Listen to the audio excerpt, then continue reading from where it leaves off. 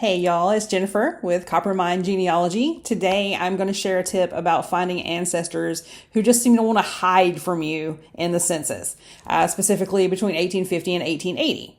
For whatever reason, this one has worked out for me twice in the past 2 weeks, and I'm like, you know what? Lightning has struck twice. I need to make a video about it. So here we are looking at my research log for John P.A. Wall.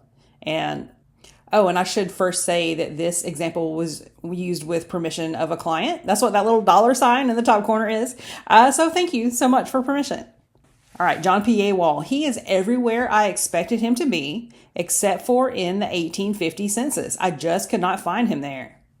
Now, I expected him to be in Carroll County, Georgia. I had other records showing him there before and after 1850. Of course, he could have ran off and did something else during 1850, but I really just wasn't finding him anywhere in the entire country.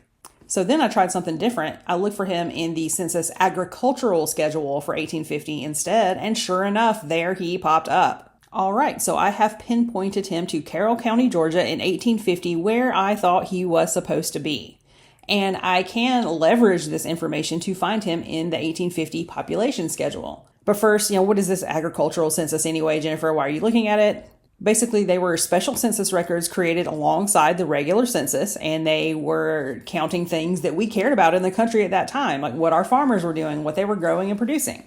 A lot of these were made, but they only exist that we know of, that I know of at least, from 1850 to 1880, every 10 years. And while looking at them can be a little tricky because they can often be kind of faded or blurred or full of ink blots, you don't want to ignore agricultural schedules because, first of all, they tell you good things about your ancestor and you want to know everything you possibly can about your ancestor, but also they can help you with things like this. Okay, so back to John P.A. Wall. We found him in the agricultural schedule. From here, you want to note his neighbors on the page, maybe 5 before and 5 after him, because what you're going to do in the next step is you are going to look for those agricultural schedule neighbors in the regular population schedule census.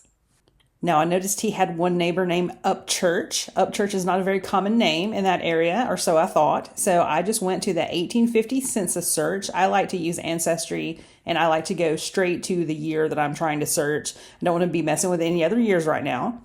I put in the last name, Upchurch. And then I put that they lived in Carroll County, Georgia. And yes, exact to Carroll County, exact to this place, because I'm not messing with other counties. We are trying to find our one guy. And there we go. And there were 25 Upchurches. So there were actually more. I think this ended up being about 5 heads of household. There were more than I wanted there to be. But I was lucky. The second guy, Y.J. Upchurch, I went over to him. So then your next step, after you find your guy, you've noted all those names down. So you want to look around and be like, okay, these names look familiar. Yes, Burroughs. That was another name that was on the agricultural census around my guy, John P.A. Wall. McClung, there was a McClary, so that's kind of similar. Here's Upchurch right here. And then we go to this next page. We're heading for the moment of truth here, in case you can't tell. There's some other names that were similar. And then, here we go.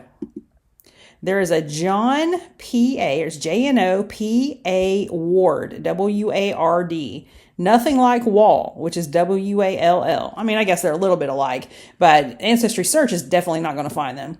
And here we go. We found him, John P.A. Ward, who is actually John P.A. Wall.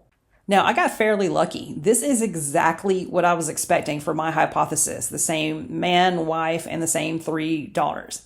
You may not get so lucky. There could be extra children or missing children. There could be a different wife, maybe a middle wife that didn't last very long that you didn't know about. So that's why you have your hypothesis handy in front of you when you are searching the population schedule, because you want to keep an open mind. But he really could be hiding in plain sight, and he could have a different family composition than what you expect. Now let's recap. Here's what we did. Here's what you can do in your own research. 1, start with a solid hypothesis, because remember, the name might be totally off.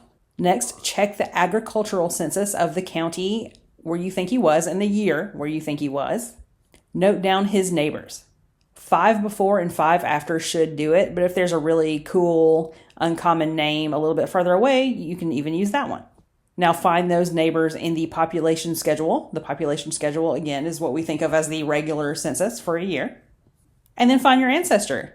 He's going to be around there somewhere, hopefully, or maybe he won't. Of course, when I went to use this technique on my own ancestor, who I've found in the agricultural schedule and not the population schedule, he's still nowhere to be found. I just don't know what's up with that guy. Now, how about you? Did you have a go with this strategy? Did you find anything? I'd love to hear about it. And meanwhile, please subscribe. Check out my website over at Coppermine Genealogy for more tips like this. Thanks so much.